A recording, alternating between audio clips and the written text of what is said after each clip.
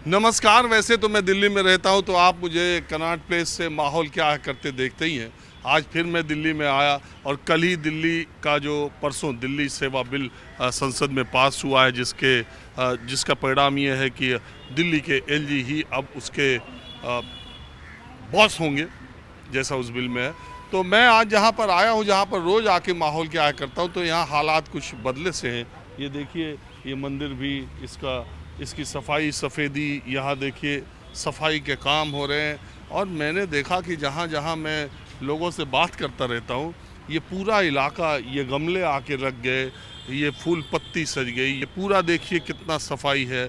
यहाँ पर जो दुकानें लगा करती थी, चाय पानी की, रेहड़ी पटरी की, वो सब साफ, बिल्कुल साफ, हर तरफ कितना बढ़िया लग रहा है, साफ सुथरा। आप देखिए, सब अभी अभी कुछ देर पहले लगाया गया है और यहाँ से लेके वहाँ तक सफाई का काम भी हो रहा है। जब मैंने यहाँ जानने की कोशिश की कि ऐसा मामला क्या है, तो पता चला कि तमाम शहर के रास्ते सजा दिए जाएं, हम आने वाले हैं तो ये सब इंतज़ाम कर दिए जाएं। एलजी साहब इस इलाके का आज मुआयना करने वाले हैं, क्योंकि दिल्ली में जो G20 की तैयारी हो रही है, उसमें ये इलाका भी बहुत महत्वपूर्ण है। तो इस वजह से यहाँ पर ये पूरे सफाई के इंतज़ाम किए गए हैं, अधिकारी भी आए हुए हैं। बहरहाल माहौल क्या है, मैं लोगों से चर्चा करते रहता हूँ, तो भीड़ आज है भी नहीं, उतने लोग हैं भी नहीं। आप यहाँ लैपटॉप लेके क्या कर रहे हैं? कुछ कंपनी का एक्टिविटी है, उसके बारे में लिख रहे हैं। तो ये माहौल आज बदला लग रहा है यहाँ का? थोड़ा सा लग रहा है। ये क्या है सब? थोड़ा सा कि बहुत सा? थोड़ा सा लग रहा है। मालूम है क्या है? नहीं मालूम। आपको कुछ लगा यहाँ का माहौल बदला हुआ? हाँ, थोड़ा सा सफाई सी हुई है, ज़्यादा लग रहा है, एक्टिव सा लग रहा है। ऐसा लग रहा है कि जो है कोई आने वाला अफसर आने वाला है, ऐसा लग रहा है। देखिए इधर। देखिए सफाई हो रही है इधर। नहीं तो पहले ऐसे कहाँ हो रही थी है, जब कोई अफसर आता है तो सफाई करते हैं, नहीं आते। नहीं आ रहे, दिल्ली के बॉस एलजी आने वाले हैं इधर का मुआयना करने। तो इसी कारण सफाई हो रही है। अब बहुत सारे हैं तो सफाई हो रही है पूरी, और क्या। नहीं तो ऐसे ही पड़ा रहता है कचरा। ऐसे ही रहता है बस। जब कोई आता है। अफसर आता है तो लगता है कि यहाँ एलजी साहब बहुत सारे हैं तो सफाई हो रही है, को पता लग जाता है। सफाई होते ही 10-15, जहाँ एक कर्मचारी सफाई नहीं करता वहाँ 50 सफाई करते हैं, फिर तो पता लग जाता है कि देखो, ये भारत की मानसिकता ही है। अगर आप छोटे गांव शहर से आते हैं, छोटे शहर या गांव से, कस्बाई इलाके से, तो जब हमारे आपके घर भी मेहमान आते हैं ना, तो उस दिन सफाई होने लगती है। जब सफाई घर करते का हैं। कोई आदमी आता है और देखता है घर में एकाएक से सब कुछ व्यवस्थित किया जा रहा है या सजाया जा रहा है, तो घर का आदमी ही घर वाले आदमी से पूछता है कि क्या कोई आने वाला है क्या, सही बात है। क्योंकि बहुत सजा के बहुत साफ रखने का प्रचलन हमारे समाज में। बिल्कुल बिल्कुल आपने सही कहा ये बात। तो कि घर पे जैसे अगर कोई मेहमान आने वाला, तो लगता है कि यहाँ साफ सफाई है, सारा सामान एक जगह रखा हुआ है, ऐसा लगता है। यहाँ लग रहा है कोई मेहमान आया हुआ है, बेड की भी चादर बदल देते हैं। तो यही है। तो ये मामला है।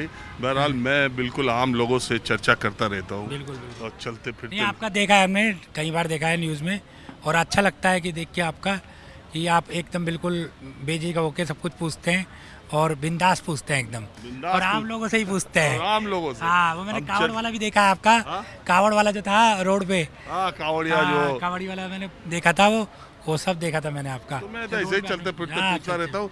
तो मैं आपसे भी पूछ रहा हूँ, ये संसद में जो आजकल चल रहा है, मणिपुर को लेके, अविश्वास प्रस्ताव को लेके, राहुल गांधी का आज भाषण सुना क्या? नहीं, आज तो नहीं सुना, आज तो मैं वर्किंग पे था, आज नहीं सुना। पर वही है कि राहुल गांधी जी बोल रहे हैं तो गलत ही बोल रहे हैं, जो भी बोल रहे हैं सही नहीं है। मणिपुर के बारे में जो भी बोल रहे हैं, हाँ, थोड़ा भाई शांति के लिए बोलना चाहिए, कुछ बोलना चाहिए कि शांति हो।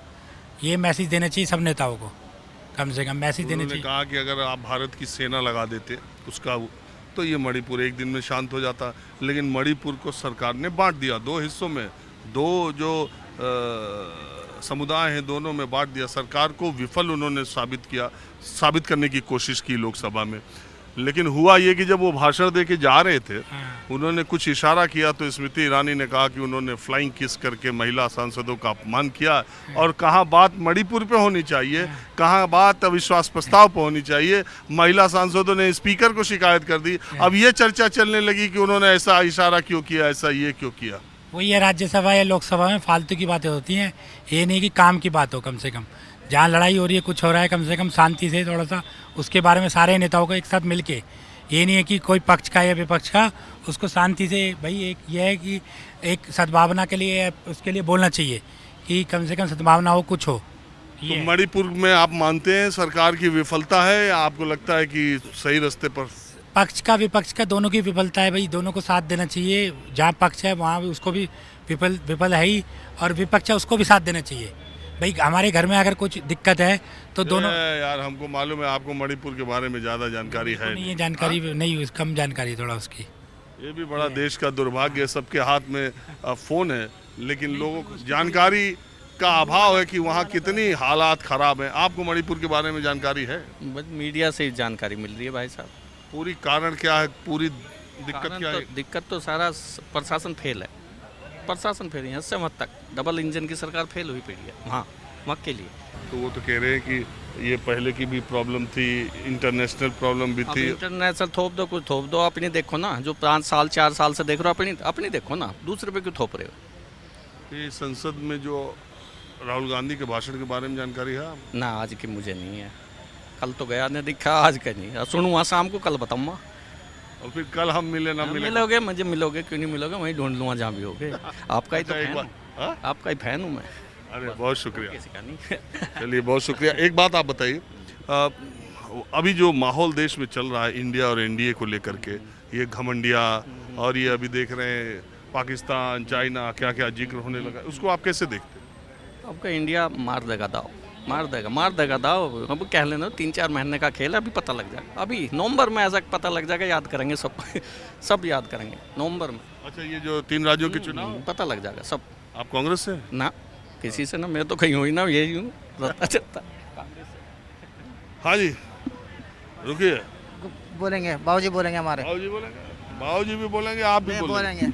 आप क्या करते हैं? नहीं, मैं नहीं बोलूँगा कुछ भी। अच्छा, नहीं बोले मत बोलिए, आप नाम तो बताएंगे। अनुज नाम है मेरा। क्या करते हैं? मैं जॉब करता हूँ प्राइवेट कंसर्न में। क्या, किस, आपकी कंपनी किस क्षेत्र में काम करती है? टेलीफोन में। प्राइवेट सेक्टर, प्राइवेट, अरे मतलब टेलीकॉम में।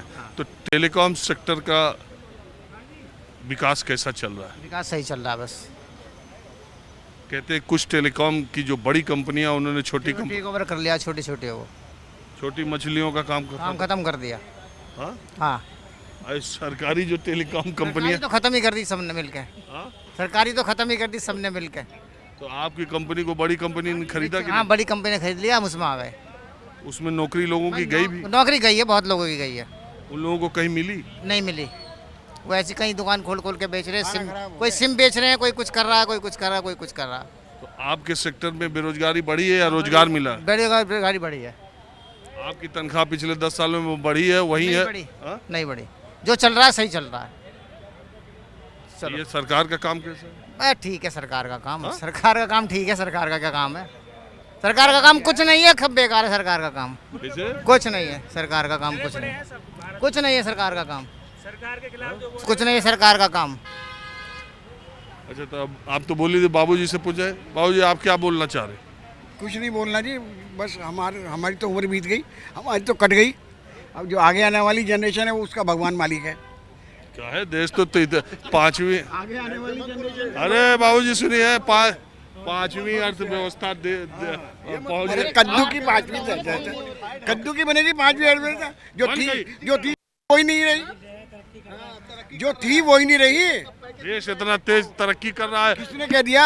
कहाँ दिख रही है आपको तरक्की? कहीं दिख रही है? मोदी जी कहते नहीं है तीसरी? मोदी जी कुछ नहीं कहते, अरे बोलना नहीं आता उसको। दुनिया कहती है कि दुनिया दीवानी है उनके। टेलीप्रॉम्प्टर पे भी सही नहीं बोल पाता।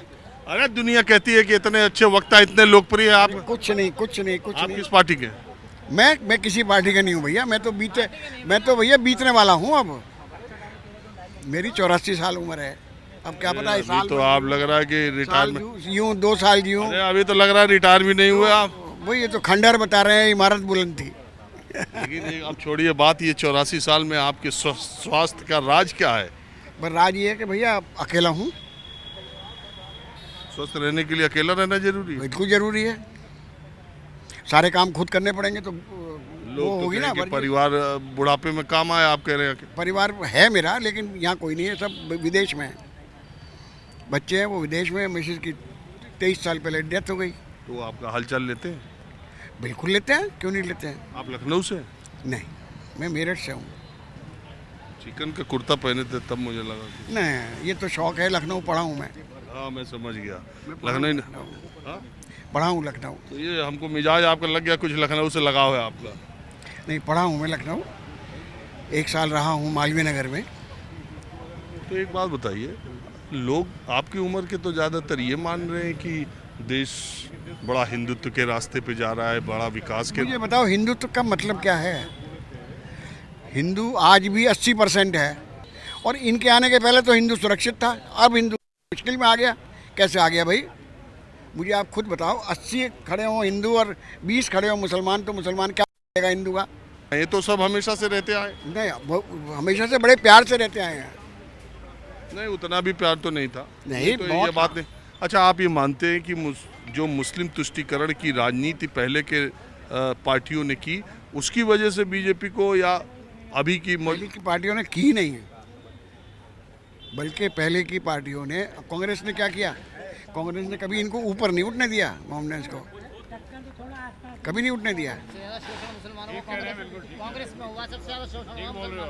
कांग्रेस ने कभी इनको ऊपर नहीं उठने दिया। फिर तो ये अच्छा किया, वोट भी लिया, ऊपर भी नहीं उठने दिया। नहीं, सवाल वो नहीं है। सवाल जो 80% हिंदू है, जो पहले ज़्यादा ही था, हमेशा उसी का भला किया। तो वो भी इनको ये कहते हैं, ये पता क्या कहते हैं कि एक टाइम ऐसा आएगा कि मुसलमान इतने हो जाएंगे, हिंदू कम बढ़ जाएंगे, माइनॉरिटी में आ जाएंगे। अरे कैसे आ जाएंगे, उतने ही बढ़ रहे हैं जी, हिंदू भी उतने बढ़ रहे हैं, मुसलमान भी। अच्छा, एक बात बताइए। और अब तो मुसलमान भी पढ़ा लिखा होने लगा। ये सारे ड्रामा करते हैं। अब तो मुसलमान भी पढ़ा लिखा होने लगा भैया। पढ़ा लिखा है सारा। मुसलमान की लड़कियां PhD कर रही हैं अब। गरीब हिंदू अरे नीट टॉप कर रही है, JEE में आ रही है, IAS टॉप तो का, आप क्या समझते हो, बोर्ड के एग्जाम टॉप। पढ़ा लिखा आदमी क्रिमिनल हो जाएगा? नहीं होगा, कभी नहीं होगा। अच्छा चाचा, एक बात बताइए आप, ये इंडिया जो बनाया है इन लोगों ने, राहुल गांधी और तमाम विपक्षी पार्टियों ने एनडीए के खिलाफ इंडिया, ये इस बार कुछ कर पाएगा चुनाव? इस बार जीतेगा, ये जीतेगा। एकदम कम्युनिस्ट है क्या? ना, मैं कम्युनिस्ट नहीं हूँ। अरे हम था ले रहे हैं कि नहीं, मैं कम्युनिस्ट नहीं हूँ। मैं उसके साथ हूँ जो पब्लिक की बात सुने, जो पब्लिक का भला करे। लोग तो कहते हैं मोदी जी पब्लिक की बहुत नब्ज मुझे पकड़ते एक बात हैं। बताओ, इतनी महंगाई कभी हुई है जितनी आज है? और मोदी जी कह रहे हैं महंगाई है ही नहीं। वो तो कहते हैं मैं नहीं रहता तो 300 रुपये लीटर दूध हो जाता। अरे तू हट जा, देख फिर वापस नीचे आएगी नहीं आएगी। तू हट तो। आने नहीं, जिसके रहते तो आएगी नहीं। हाँ, तू हट तो। मुझे एक बात बताओ, क्रूड ऑयल 120 रुपये था मनमोहन सिंह के टाइम में, और 64 रुपये पेट्रोल बिक गया। हाँ जी। और आज 84 रुपये, 85 डॉलर है क्रूड ऑयल। तब भी देख लो आप, ऑयल कहाँ जा रहा है। अरे तो 80 करोड़ लोगों को राशन भी तो बांटना है। अरे अपनी जेब से बांट रहा है वो। तो गोविलकर का कथन है। वो भी तो आपका और हमारा पैसा है, इनकम टैक्स का। सुनो ना, आप एक के आदमी की बात सुनते हैं। भाई वो जो बांट रहा है वो किसके पैसे से बांट रहा है? अच्छा, आप क्या करते थे? हैं? रिटायर है तो मैं तो रिटायर हूँ भैया। सरकारी कर्मचारी थे? हाँ पेंशन मिली रही आपको? हाँ। अब ओल्ड पेंशन का जो मामला ले आ रहे हैं नहीं, वो हमें जरूरत नहीं है हमारी तो। मैं तो बहुत पहले अरे ओल्ड पेंशन जो लागू करने की बात विपक्ष कह रहा है, इसमें कोई दम है? भैया ओल्ड पेंशन उसको मिलेगी जिसको कोई पेंशन नहीं मिलती है। हाँ। फिर जब मुझे ऑलरेडी पेंशन मिल रही है तो मुझे किस बात अरे की मैं ओल्ड कह रहा हूँ पेंशन? कि ये मुद्दा बनाने की कोशिश कर रहे हैं, ये मुद्दा कारगर होगा? बिल्कुल, इसलिए क्योंकि आज भूख से मर रहा है आदमी। मुद्दा क्या दे ही दिया उन्होंने तो अपने राज्यों में।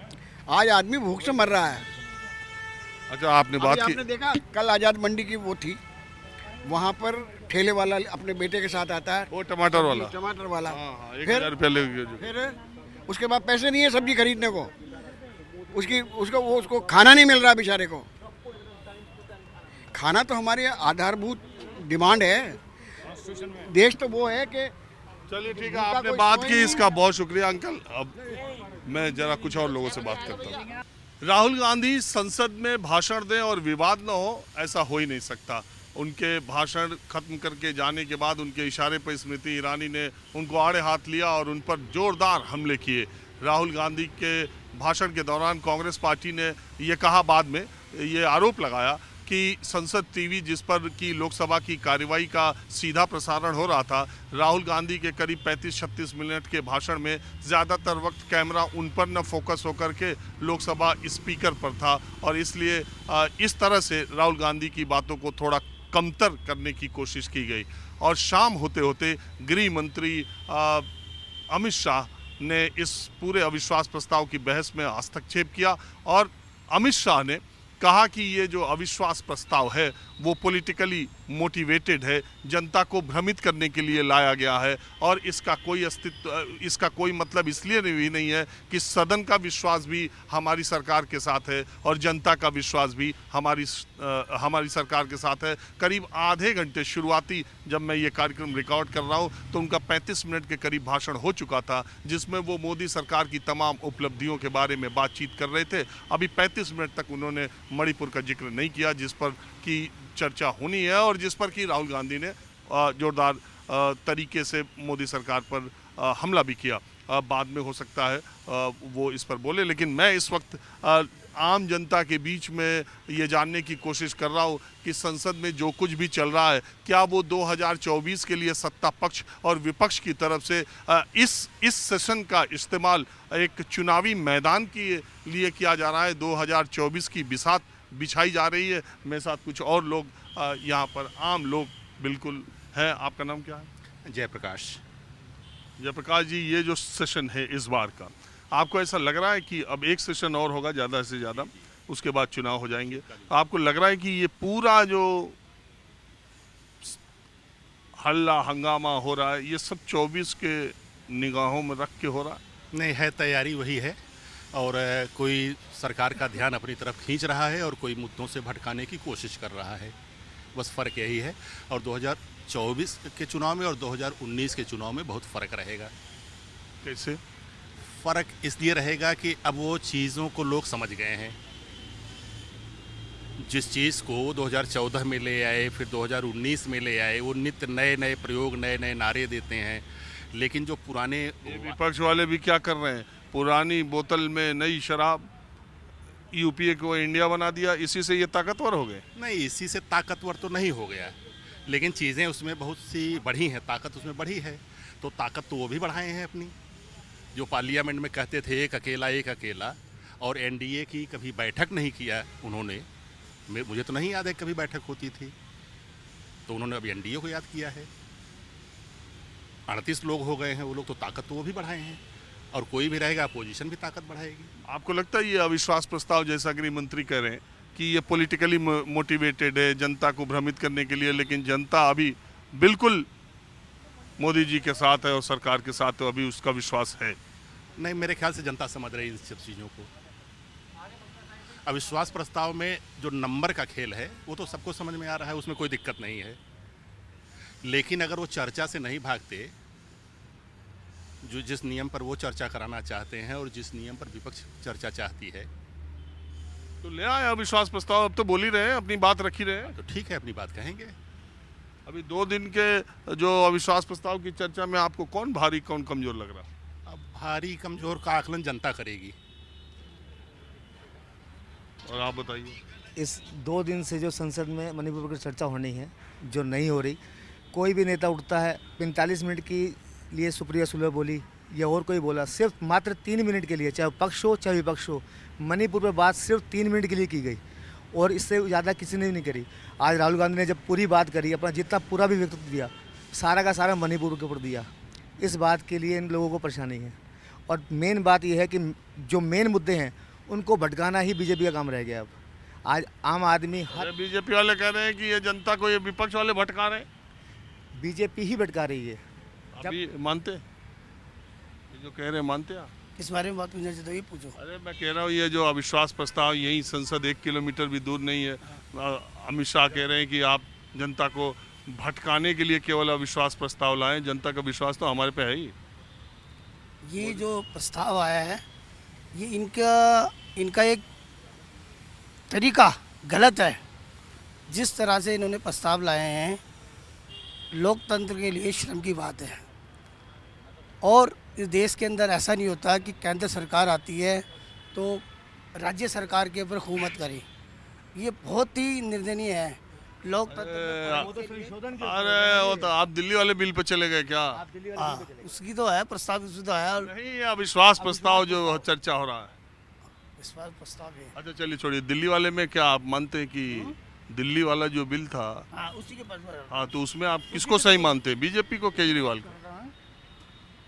जो ये लाए हैं प्रस्ताव, ये जब से राज्यसभा में भी लोकसभा में भी लाए हैं, ये गलत लाए हैं।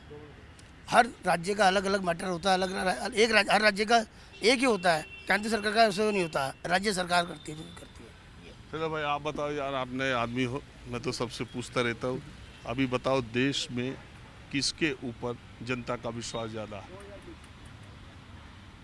राहुल जी के ऊपर। पंडित जी आइए। राहुल जी के ऊपर विश्वास ज़्यादा है। जनता का? जी। कांग्रेस के हो? जी। चलिए ठीक है।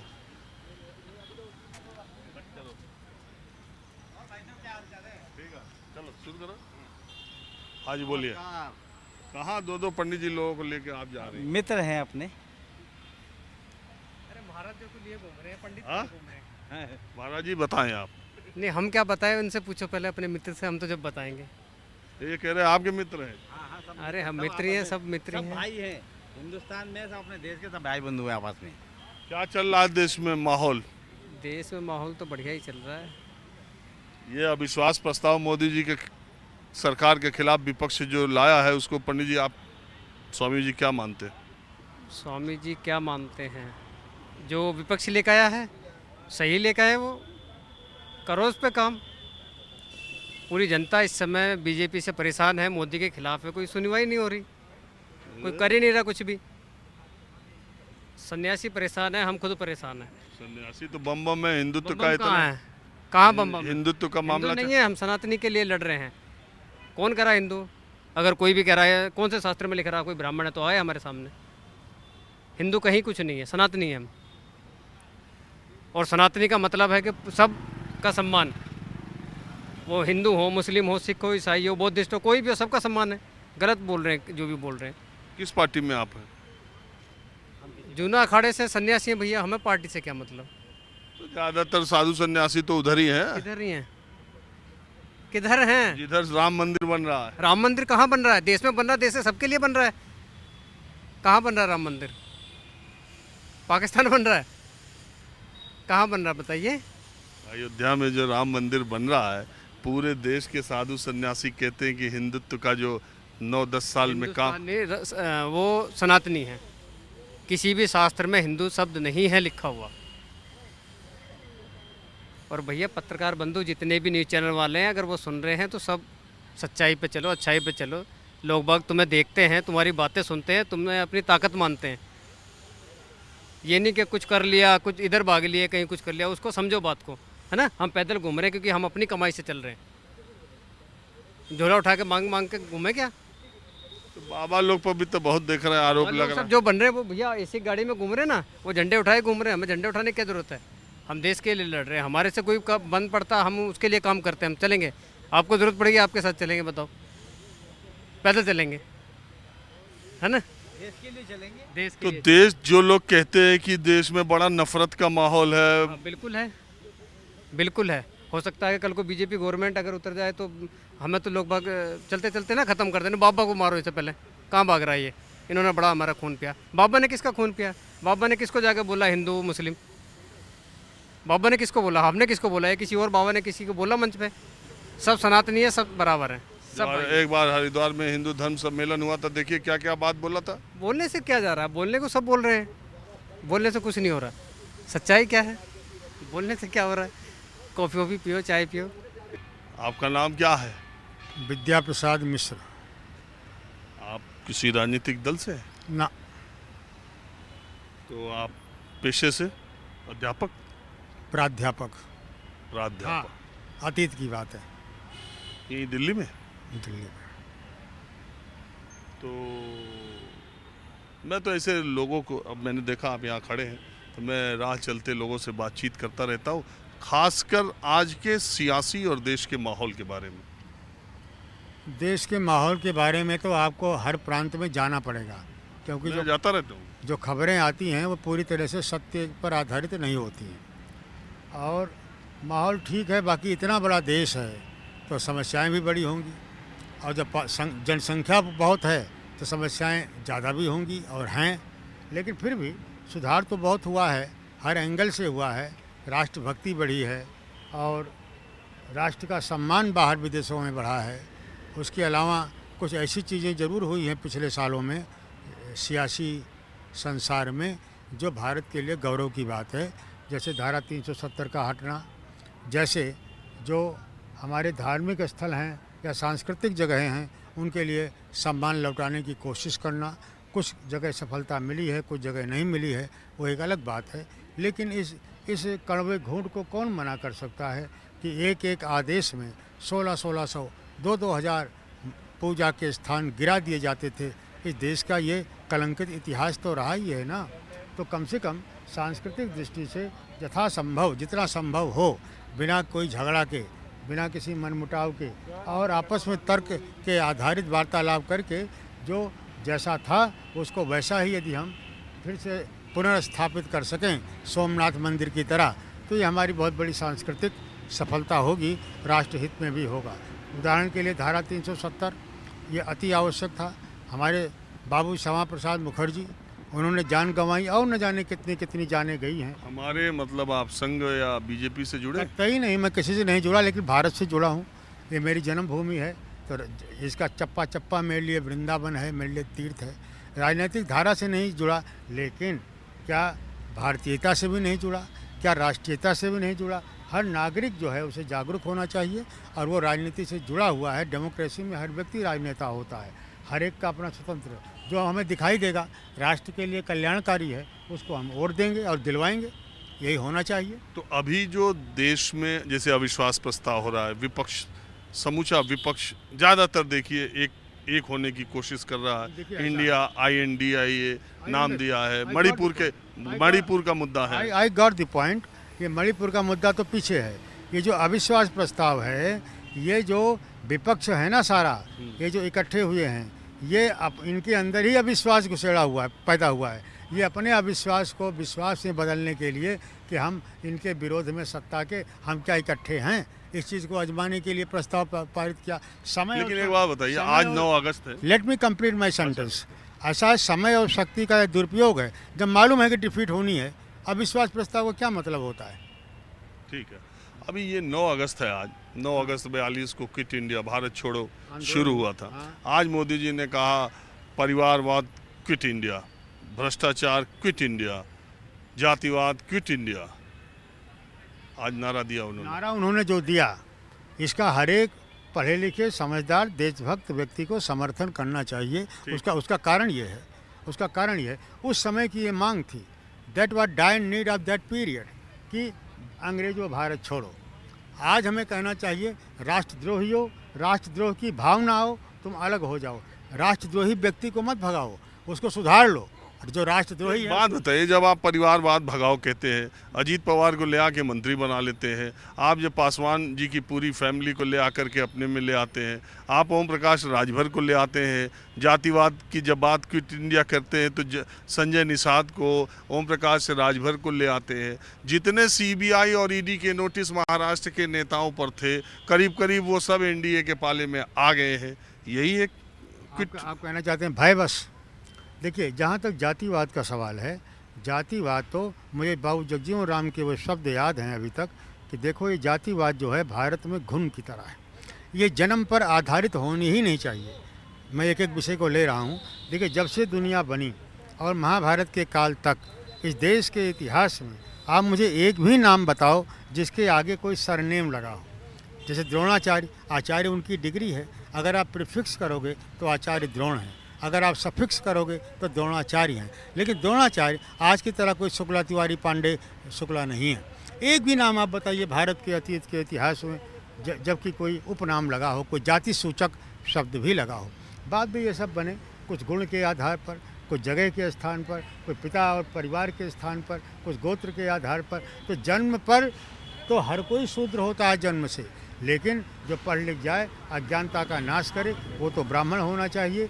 जो वीर हो, हमारी रक्षा करे, अन्याय को होने न दे, सरहदों की रक्षा करे, वो क्षत्रिय होना चाहिए। जो व्यापार करे, आपको लगता नहीं कि ये जो आप कह रहे हैं आज़ादी के बाद ये जो हुआ उसमें बहुत कुछ सियासत की भी भूमिका है? देखिए, जितना मैंने पढ़ा कि लाल बहादुर शास्त्री जी का नाम लाल बहादुर शास्त्री नहीं था, उनका नाम था लाल बहादुर वर्मा। उन्होंने जब शास्त्री की डिग्री हासिल की तो सर नेम हटा करके शास्त्री उधर डाल दिया। ऐसा है कि ऐसे उदाहरण आपको एक नहीं अनेक मिल जाएंगे इस देश में। ठीक है, ये डिग्री के जैसे शास्त्री है, जैसे वेदालंकार। तो लोहिया भी हमेशा कहते थे कि भाई इसको हटाओ सर नेम। लेकिन स्वयं तो लोहिया लिखते थे। लोहिया क्या है? राम मनोहर अकेला क्यों नहीं लिखा? ये तो बाबू जयप्रकाश की तरह जयप्रकाश लगते। सबसे अच्छा जगमोहन जी थे, मल्होत्रा कभी नहीं लिखा। ठीक है ना? तो राम मनोहर लोहिया जी कहते थे कथनी और करनी में जब समानता नहीं हुए, बड़े महापुरुषों में उनको प्रणाम करता हूँ। ठीक है बाबूजी, तो आप इतिहास के या नहीं मैं अध्यापक आप किसके? मैं कुछ भी नहीं हूँ। मैं एक अनजान व्यक्ति हूँ, अल्पज्ञ हूँ, अनपढ़ हूँ, लेकिन यह भारत का भक्त हूँ। आपसे मिलकर अच्छा लगा और मेरे साथ ऐसे ही होता है कि मैं चलते फिरते लोगों से बहुत आपका दोस्त हूँ। बहुत शुक्रिया। आप लोग कहाँ से हैं? हमारे अजय लक्की दावड़ा जी हैं, गंगानगर विधानसभा क्षेत्र से प्रत्याशी। गंगानगर से आपको देख रही यहीं आ गए, हम जा रहे थे बालाजी के दर्शन करने के लिए। अच्छा, गंगानगर राजस्थान? हाँ जी, हाँ जी सर। तो आपका इंटरव्यू देखता हूँ और मैंने आपको देखा और मैं बालाजी के जा रहा था मंदिर में दर्शन करने के लिए। मैं कहा भैया खड़े, आज साक्षात दर्शन हो गए उनके। अरे बहुत शुक्रिया। तो क्या हाल है राजस्थान का? अभी तो बहुत भ्रष्टाचार है कांग्रेस का, बहुत ज़्यादा बोलबाला, बलात्कार, पेपर लीक, बहुत बड़े मामले हैं उनके। तो ये गहलोत सरकार अभी आज ही तो देखो कह रहे हैं कि हम जातिगत जनगणना कराएंगे राजस्थान में, नहीं और इधर 8 महीने में गहलोत जी कुछ एक्स्ट्रा तेजी से चल रहे हैं। नहीं चल रहे हैं, उनके पैर में कील लगी हुई है, आपने देखा होगा। चल नहीं रहे वो खुद बैठे हैं, वो लोगों को चलाने की कोशिश कर रहे हैं, मगर लोग अब नहीं चलेंगे। बहुत बुरे हाल है गंगानगर के अंदर और पूरे राजस्थान के अंदर। जो मामला बच्चों के साथ बहुत ही बड़ा धोखा किया इन्होंने पेपर लीक का, इस मामले में बलात्कार के हर रोज नई खबरें और गुंडागर्दी बहुत ज़्यादा है मामला। तो आपके हिसाब से इनके आने का चांस बिल्कुल नहीं है? अब नहीं है बिल्कुल भी, अब बिल्कुल भी चांस नहीं है इनका। चांस तो लगता है जैसे पहले पिछली बार देखा होगा 167 सीट्स आई थी बीजेपी को, अब ऐसे लगता है 188 आएगी सीट राजस्थान में। तो जो इनकी लड़ाई आपस की लड़ रहे हैं, वो इनको भ्रष्टाचार कह रहे हैं, वो गद्दार कह रहे हैं इनको, ये बहुत गजब का मामला। अच्छा, दूसरे ये जो इंडिया बनाया है देश में पूरा चुनाव लड़ने के लिए, उसके बारे में क्या हो रहा है? मोदी जी के खिलाफ जो ये विपक्ष के लोग इकट्ठा हुए, ये तो पहले भी इकट्ठे ही थे। जब बारी आती है चुनाव लड़ने की, जब तो हो जाते हैं अलग अलग, जब बारी आती है संसदीय की, जब होता है ये इकट्ठे हो ही नहीं सकते। इनमें वो एकता दिख ही नहीं सकती, क्योंकि ये खुद ही लाल सेन की पीएम बनने की है। अच्छा, पिछली बार राजस्थान में सारी सीटें लोकसभा की बीजेपी ने जीत ली थी, करीब सब। तो इस बार भी वही रिपीट हो जाएगा? हाँ बिल्कुल होगा। पिछली बार 24 सीटें आई थी, जिसमें हनुमान बेनीवाल जी को एक सीट हाँ वो एक नहीं, वो 25, अब 25 की 25 आएंगी, वो भी सीट जाएगी। हनुमान बेनीवाल भी जाएंगे? हाँ जी, वो भी जाएंगे इस बार। आप भी यही मानते हैं? बिल्कुल बिल्कुल बिल्कुल।